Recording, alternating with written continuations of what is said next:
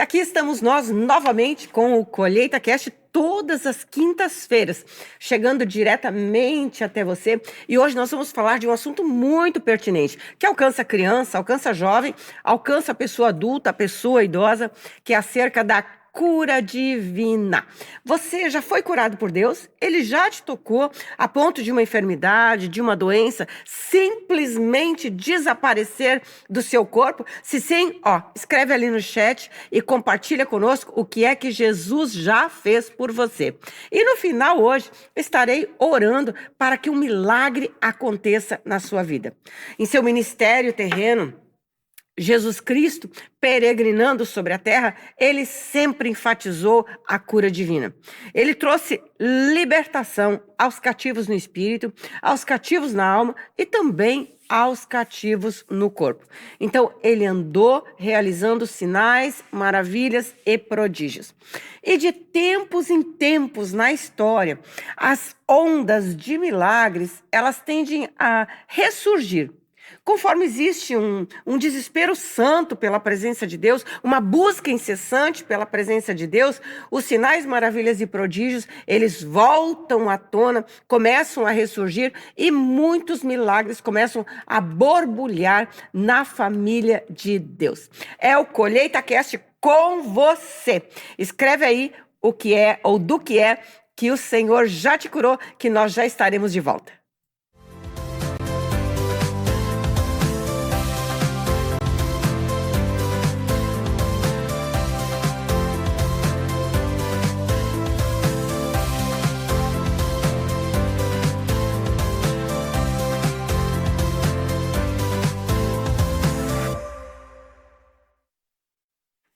Jesus já te curou de algo?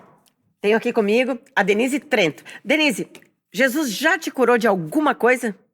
Sim, várias vezes, mas uma que eu tenho que foi para mim a melhor de todas, que a minha cura mês que vem faz 15 anos. Uau! Eu tinha um problema muito sério no útero, onde praticamente eu nem poderia ser mãe. Uau! Então, eu não fiz tratamento, final de ano, médicos parando, e esperei para fazer o retorno. Então, já íamos para a segunda biópsia e para a cirurgia. E eu não tinha mais. Segunda biópsia você está Segunda. falando? Porque na época que eu fiz a primeira era o mês de dezembro. Entrava Aham. férias, final de Sim. ano. Então eu esperei o mês de janeiro para marcar a cirurgia. Quando eu voltei, a médica ainda estava apavorada comigo, porque era uma coisa urgente. Aham. E quando eu voltei, então ela já me encaminhou para uma segunda biópsia para saber, né, que grau estava. Claro. Quando foram fazer a coleta, eu não tinha mais nada. Glória a Deus! Amém. Deus é bom, Deus é bom.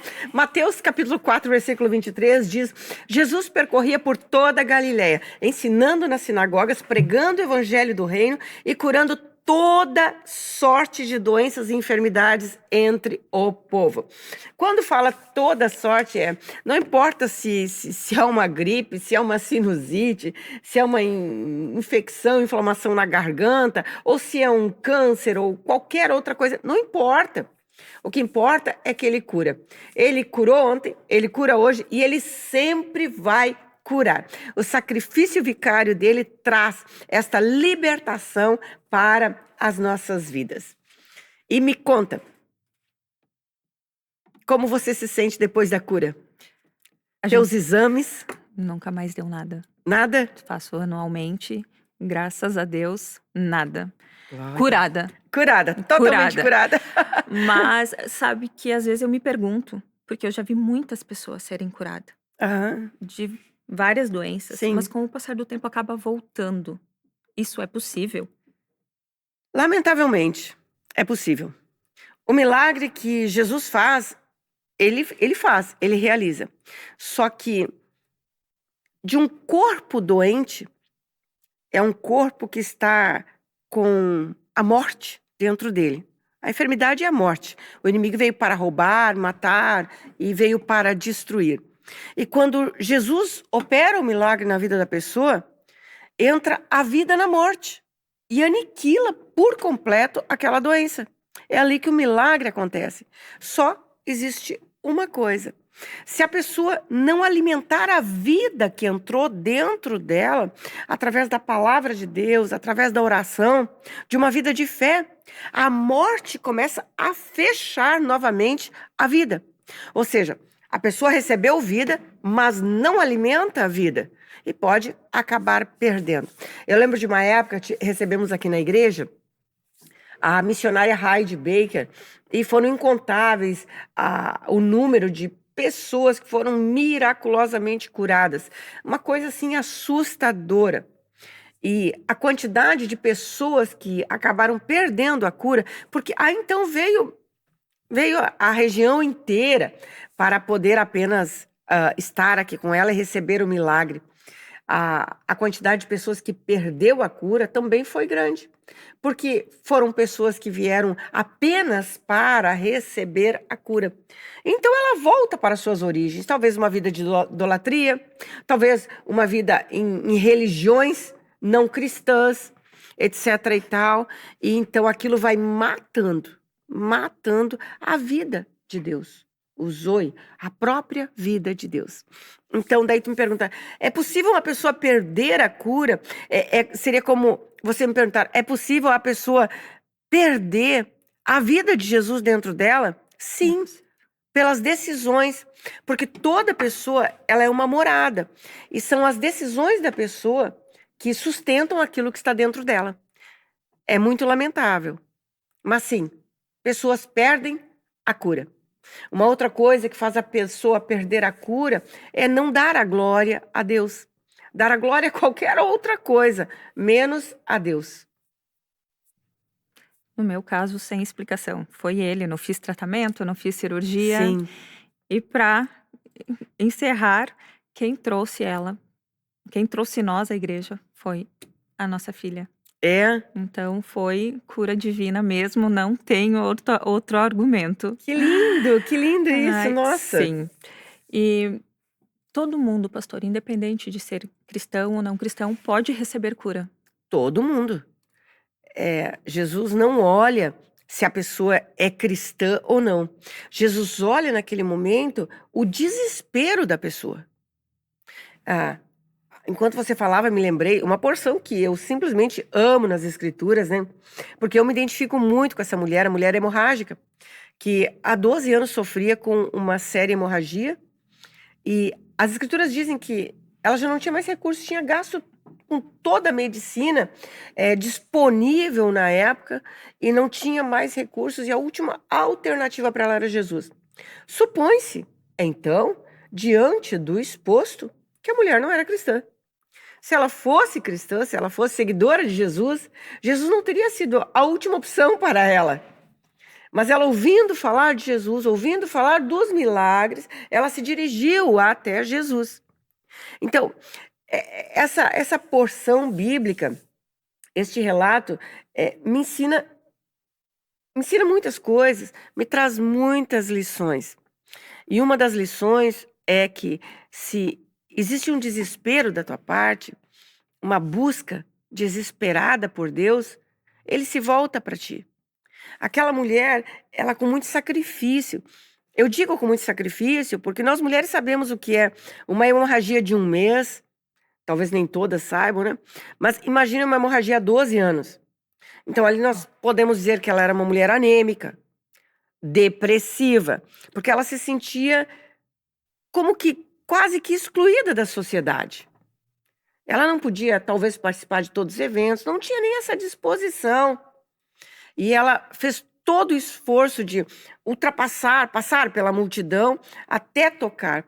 E o interessante, a Bíblia não diz se ela é cristã ou não, mas os indícios mostram que ela não era cristã.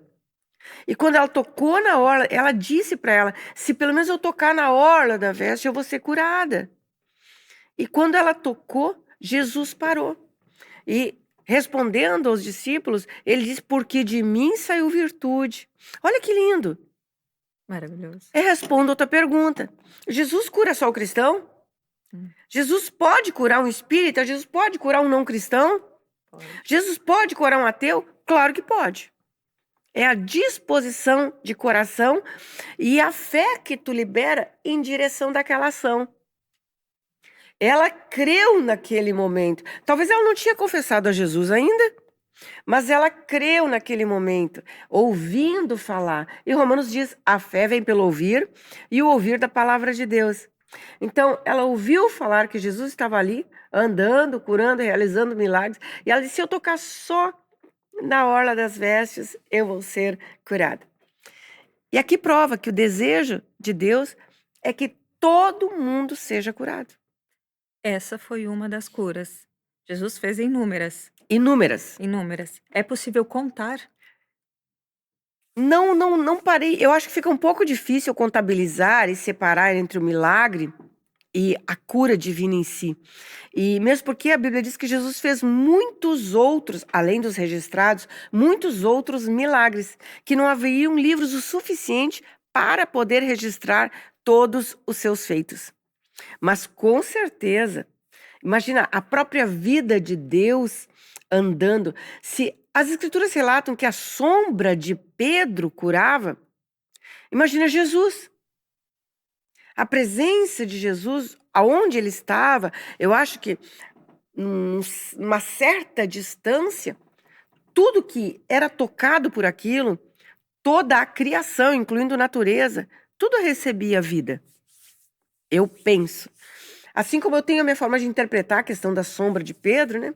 Que não era propriamente a sombra, mas sim, qualquer um que se aproximasse, é a atmosfera, é a frequência que Pedro liberava, né? E as pessoas captavam e recebiam aquilo tudo. As escrituras dizem em Atos 10:38, como Deus ungiu a Jesus de Nazaré com o Espírito e com poder, o qual andou por toda parte, fazendo bem e curando os oprimidos do diabo, porque Deus era com ele. Bom, aqui então nós vemos que, sim, a doença, ela pode ser uma opressão do diabo. A doença, na verdade, ela pode vir de diversas formas. A consequência do pecado, obviamente, está ali, né? Está no topo. Depois nós temos, então, ação de Satanás, fatores naturais e até mesmo um propósito espiritual, uma permissão de Deus para que algo seja edificado na vida da pessoa. E eu costumo pensar, eu gosto de pensar desta forma. Bom, se Deus não está fazendo isso comigo, Ele é poderoso para usar o que está acontecendo comigo para a glória dele. Então não se descarta absolutamente nada. Então, existem enfermidades, como a senhora estava falando, que são colocadas pelo diabo, pastora. Sim. É muito comum encontrarmos pessoas enfermas, ah, que simplesmente é uma enfermidade colocada pelo diabo. E tem tantas enfermidades que são colocadas pelo diabo, especificamente nessa era em que vivemos, são doenças mentais, são colocadas pelo diabo. A gente ouve muito falar sobre ansiedade, sobre rancor, que isso acaba inflamando, gerando Sim, doenças físicas sim. também. Sim, também. Ali é uma questão emocional, uma questão de coração, a falta de perdão, né? Mas e quando Satanás coloca, digamos, pessoas que comem algo que foi ofertado a outros deuses, né? Entendi. Que aquilo entra no organismo e aquilo acaba se tornando uma bola que fica se revirando no organismo da pessoa. Num dia ela tá com dor aqui, no outro dia colar. Vai no médico, o médico nem encontra diagnóstico para isso, né? Possivelmente é uma doença que Satanás colocou. A questão da opressão mental. Muitas pessoas reclamam de uma certa opressão, que parece que elas estão com um capacete. Elas não conseguem pensar, às vezes, há um peso sobre a cabeça.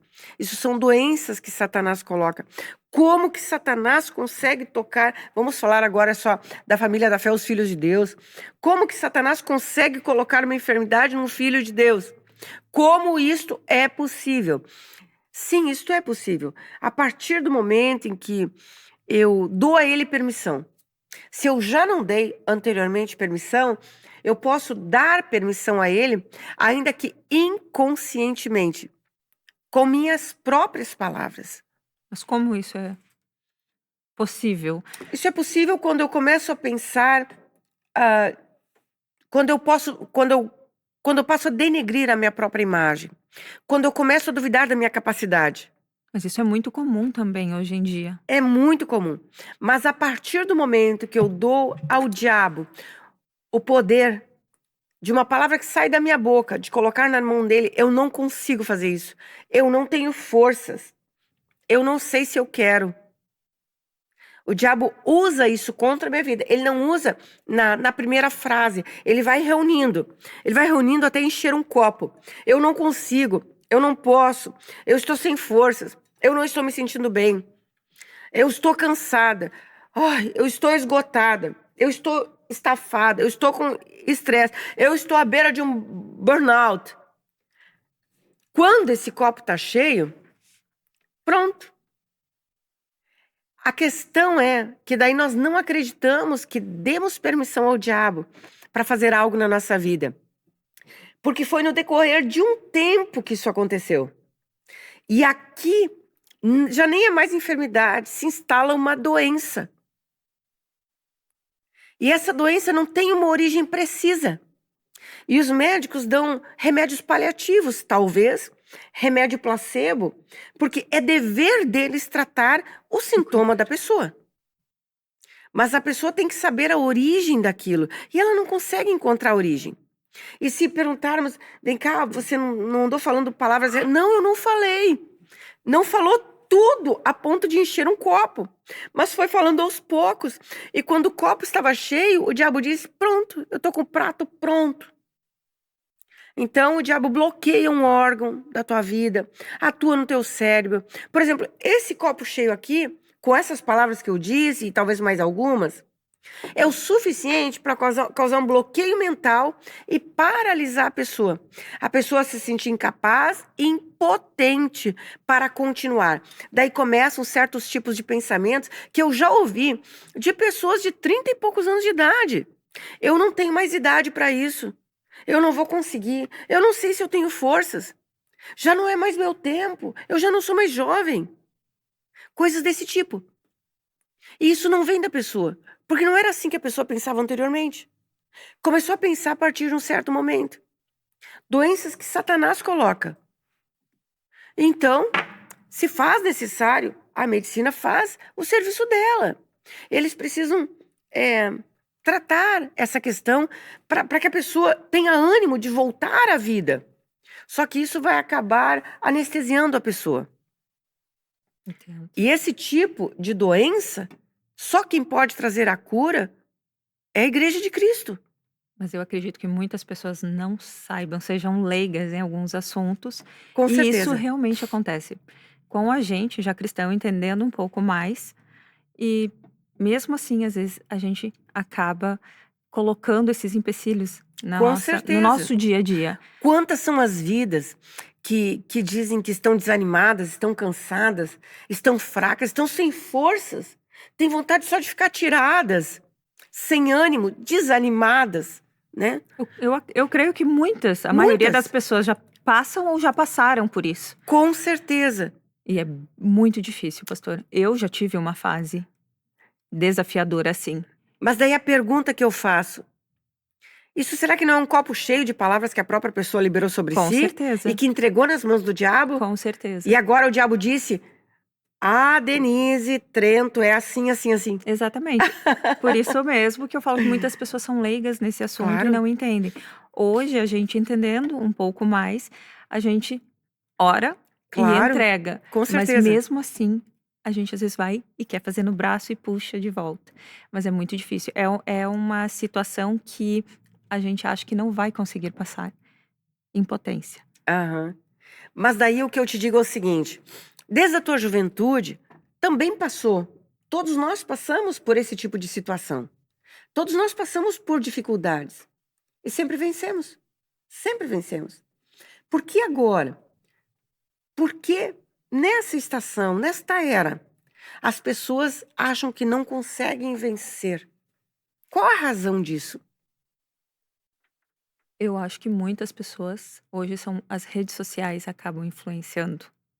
Concordo. Porque nas redes sociais a maioria é um mundo perfeito. Aham. Ninguém mostra, né, as batalhas, as lutas diárias, né, os dragões que tem que enfrentar. As enfermidades, doenças, Exatamente. as dificuldades Então, financeiras, tem crises. pessoas que já tá nessa crise Sim. emocional e faz a parte de comparação.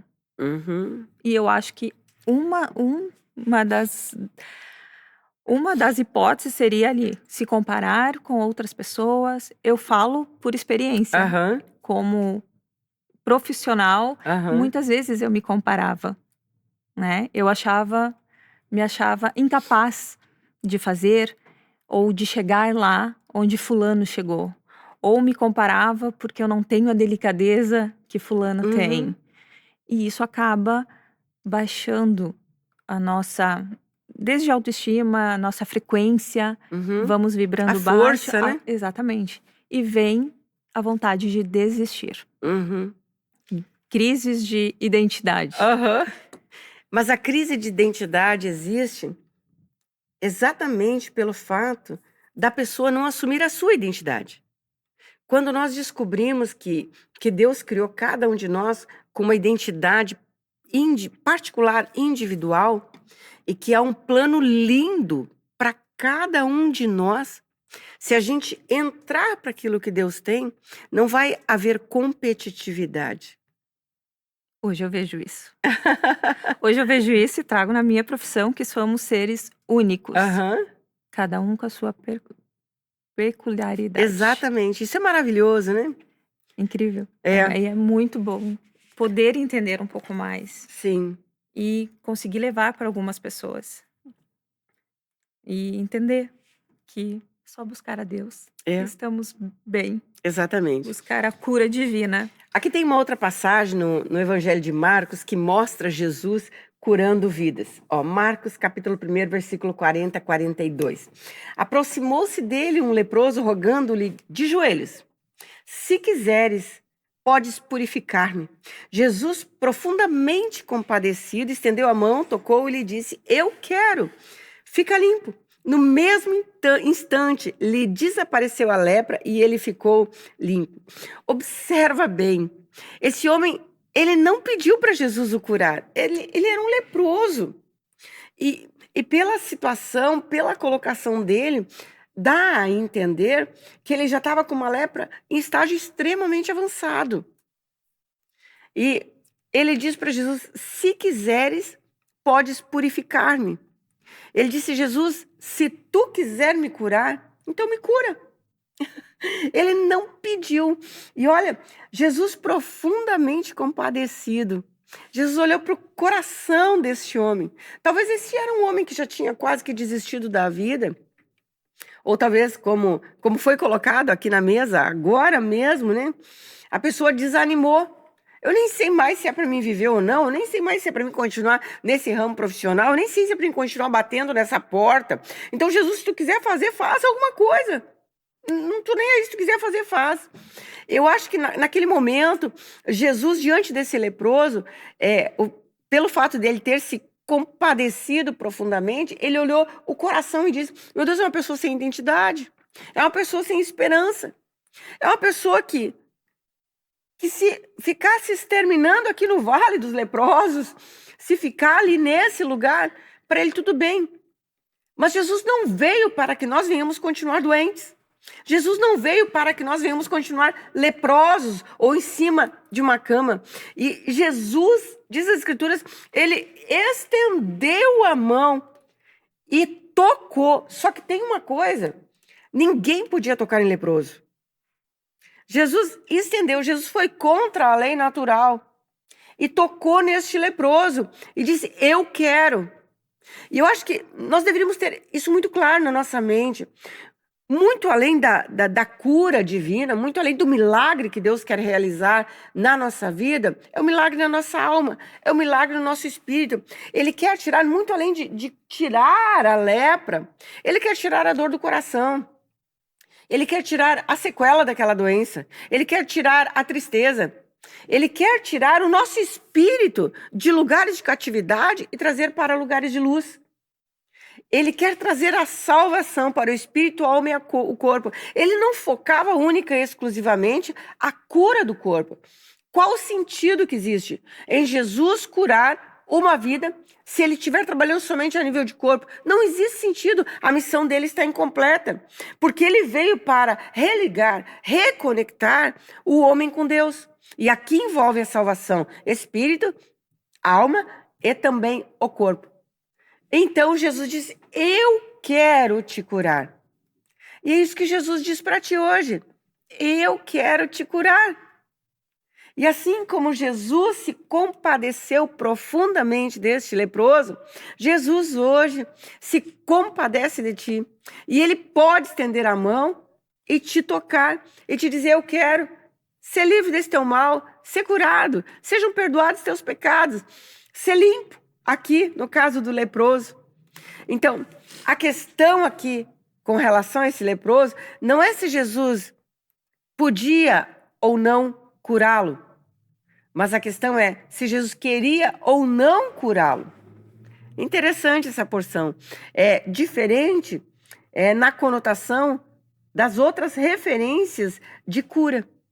Então, o homem não estava interessado em ver manifesto o poder de Deus, ou que Jesus manifestasse o poder. O homem estava interessado em saber qual era a vontade do Pai, qual era a vontade de Jesus. Muitas pessoas hoje clamam pela cura, e não pergunta a vontade de Deus. Quantas pessoas, se houver um movimento evangelístico, um chamado, um clamor acerca de cura, quantas pessoas vêm para receber a cura? Mas quantas se perguntam qual será a vontade de Deus para a minha vida? Você já se perguntou acerca disso? A vontade de Deus é que o seu espírito seja salvo, a sua alma salva, e o seu corpo curado, o seu corpo salvo. Que todos recebam do poder que emanou da cruz do Calvário, a liberdade e a libertação. Alguns não receberam cura divina enquanto Jesus estava na terra, não sei se você sabe, mas alguns não receberam. Tudo devido à incredulidade. E isso diz lá em Mateus 13, 54, 58. E eu vou ler nesse momento. E chegando à sua terra, ensinava-os na sinagoga, de tal sorte que se maravilhavam e diziam, de onde vem tanta sabedoria e esses poderes miraculosos? Não é este o filho do carpinteiro? Não se chama sua mãe Maria e os seus irmãos Tiago, José, Simão e Judas? Não vivem entre nós todas as suas irmãs? De onde lhe vem, pois, tudo isto? E escandalizavam-se nele. Jesus, porém, lhes disse, não há profeta sem honra, senão na sua terra e na sua casa. E não fez ali muitos milagres por causa da incredulidade deles. Observa, o motivo pelo qual Jesus não pôde realizar milagres na sua terra não foi porque Deus não quis. Não é porque Deus não quer curar todo mundo, não. Simplesmente o povo não queria, a incredulidade. Eles repudiavam, eles estavam fazendo piada acerca de Jesus. Vocês dizem que ele é santo, que ele faz sinais e maravilhas. Não é ele o irmão de Tiago, de José, Simão e Judas? Também não é ele irmão daquelas outras mulheres? Como que ele é diferente? Como que ele pode realizar? Então, pessoas podem bloquear a cura pela incredulidade. Isso não significa que Deus não queira curar. Deus quer curar sempre todo mundo. E nós precisamos buscar a condição adequada para poder sermos os receptores do milagre de Deus. No caso, a mulher com o fluxo de sangue, ela entendeu e ela já determinou, se eu tocar, eu sei que eu serei curada. Então, a romaria dela, a via sacra dela, era até conseguir chegar até na orla das vestes de Jesus. A fé dela a salvou. Então, se não tem fé, não tem como receber. Não tem. O ateu, ele pode receber uma cura a partir do momento em que ele inclina o coração. Aquele inclinar de coração é o que eu estou falando acerca de fé. Aquela mulher que aparentemente não era cristã, então ela chegou para Jesus com o coração aberto. ela se moveu. Pastora, se a cura é para todos, quem não tem fé pode ser curado? Pode. Pode pela seguinte razão. Quando nós estamos num ambiente de fé, a atmosfera, ela fica carregada pelo poder de Deus. E a pessoa, ela é completamente impactada por aquilo.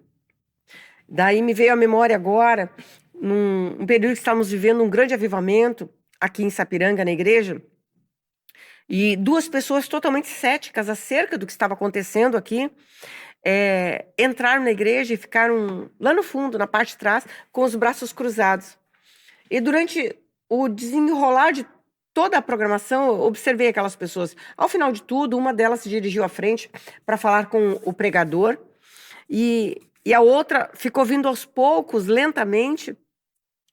E o que eles queriam questionar era todos os sinais que estavam acontecendo no lugar, desde óleo escorrendo das mãos, pó de ouro, pessoas que ficavam grudadas, recebiam um golpe assim, um vento impetuoso que soprava sobre elas, e elas ficavam coladas assim na parede, e elas queriam questionar, né, acerca daqueles sinais e se isso era de Deus, se não era, etc. E a segunda pessoa, conforme ia vindo para frente, e de frente o púlpito, tinham duas colunas, uma mais distante e uma quase na frente do púlpito. A pessoa veio vindo lentamente, quando chegou na coluna próximo do púlpito, veio um vento sobre aquela pessoa e a pessoa grudou na coluna e ficou assim grudada na coluna, com a face assim, olhando para o lado e olhando para o alto. E não conseguia se desgrudar. Então nós temos aqui o exemplo de pessoas céticas, totalmente céticas, sem fé, que receberam a manifestação do poder de Deus.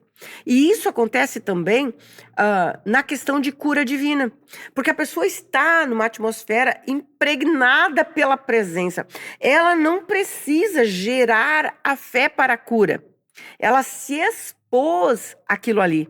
Consegue compreender o que eu estou falando? Entendi. Agora, isso não significa que aquela cura vai ser sustentada. A pessoa precisa, ao sair daqui, sustentar, porque ela recebeu o poder, uma descarga do poder de Deus. Ela precisa sustentar aquilo ali com oração, com vida em Deus, com leitura da palavra. Porque senão a morte que habita na pessoa vai matar a luz que entrou dentro dela. Entendi. Então, a tua pergunta é: a pessoa sem fé, ela pode ser curada? Sim, ela pode. Pode. Mas ela vai ser curada devido a um manto do lugar, devido a uma atmosfera no lugar. É que nem aquela história, todos podem profetizar? Sim, todos podem profetizar num nível. Saul não era profeta, mas ele andou com os profetas e profetizou. Assim, por exemplo, num culto, numa escola, numa conferência, né? Uma conferência profética, todo mundo profetiza. Por quê? Porque a atmosfera está impregnada pelo espírito da profecia. A pessoa sai daquela atmosfera, sai daquele manto, ela não profetiza mais. Entendi. É Deus se movendo através da sua multiforme graça sobre todas as pessoas. Então, é importante que nós venhamos entender uma coisa. A incredulidade, ela impede a sua cura, mas ela também impede a proteção de Deus, impede a prosperidade ou qualquer outra bênção. Tudo aquilo que vem de Deus, se a pessoa é uma pessoa cética, ela se remove daquela graça divina que está fluindo. Mesmo porque o propósito da cura divina não é apenas a cura do corpo, mas cura da alma e a salvação da pessoa em primeiro lugar. É Deus restaurando através de Cristo Jesus o nosso relacionamento com Ele. E em resumo, assim, o sacrifício de Jesus, ele é fundamental para a compreensão da cura divina. Não tem como você compreender a cura divina com a sua mente. Uma coisa tem que ficar muito claro para nós. Milagre, Denise, não se explica. Milagre se vive. Eu recentemente vim de um evento onde ocorreram incontáveis curas físicas. As que eu pude assistir, as que eu não cheguei perto, né?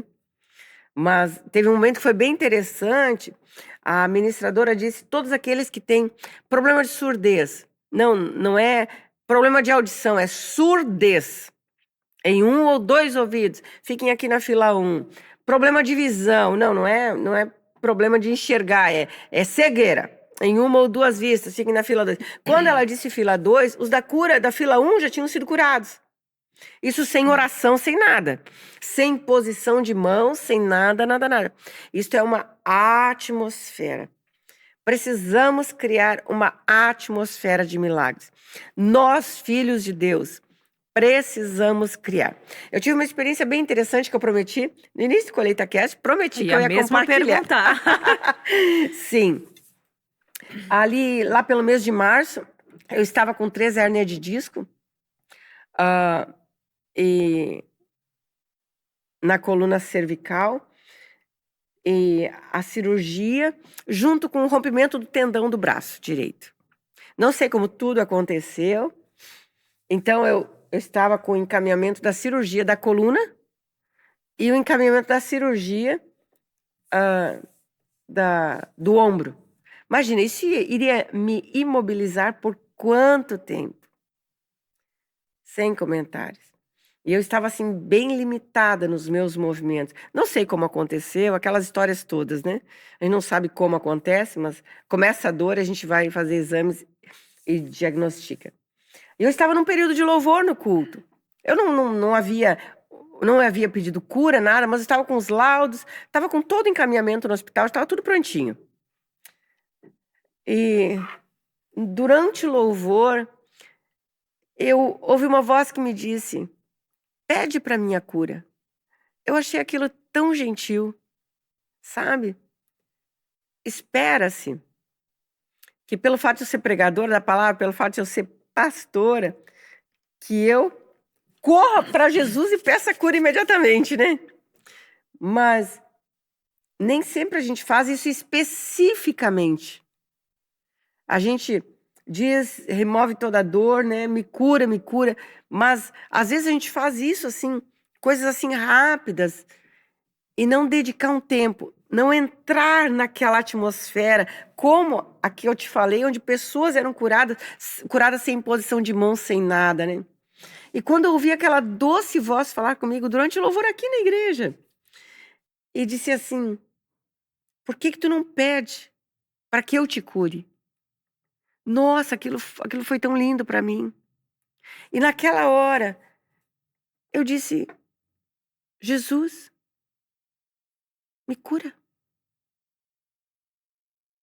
E, obviamente, isso foi em março, estamos em final de setembro. Não fiz a cirurgia das 3 hérnias de discos e não fiz a cirurgia do tendão do braço. E continuo como se nunca tivesse tido nada. Então, Jesus, ele é o mesmo ontem, hoje, e ele será eternamente. E ele deseja curar. Ele quer curar a todos. Observa que quando ele gentilmente chegou para mim e disse: por que tu não pede para que eu te cure? É como se ele estivesse dizendo assim para mim: Vânia, tu passa a vida correndo, tu ora por cura para todo mundo, e para ti também, tu passa a vida correndo, diz Jesus me cura, ai Jesus me cura, mas tu não dedica um tempo para estar ali, para lidar acerca desta doença.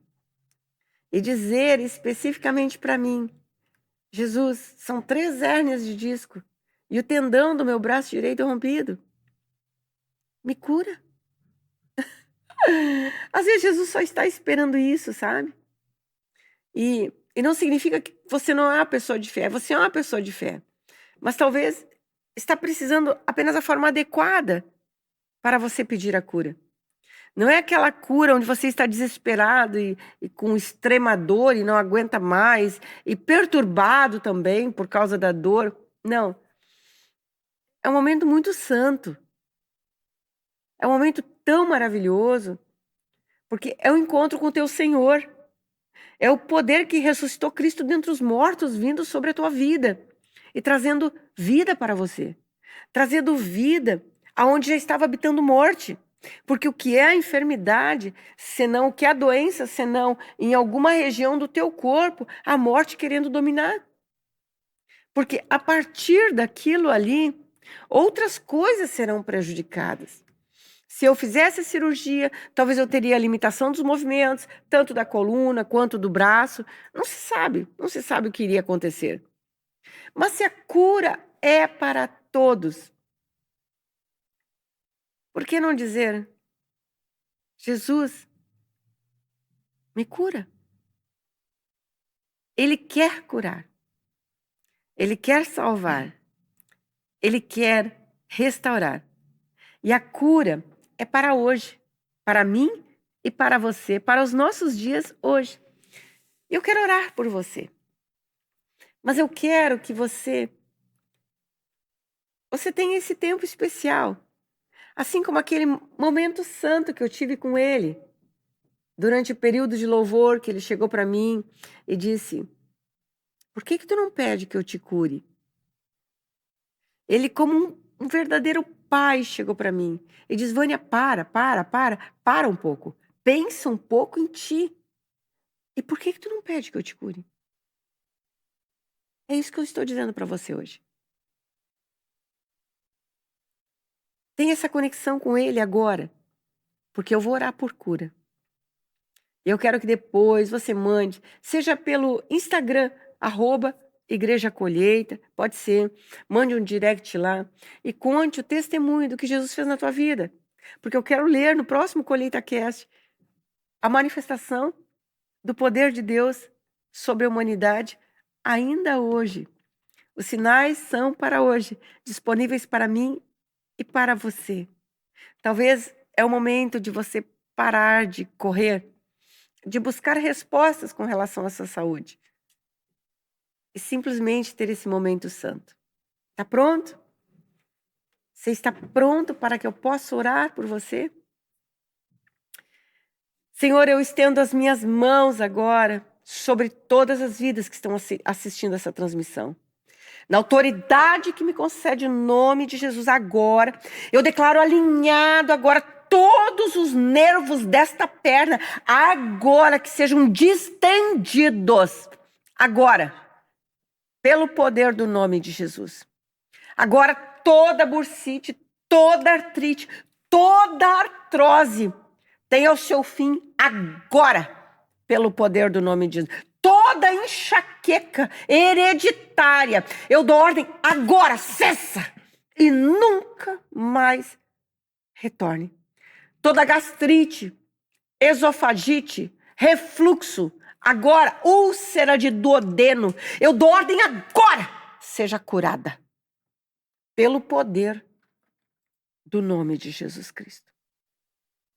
Senhor, que o poder que ressuscitou a Cristo dentre os mortos seja liberado agora através dessa transmissão e toque agora toda dor, todo inchaço na cabeça. Eu dou ordem agora, cessa agora pelo poder do nome de Jesus.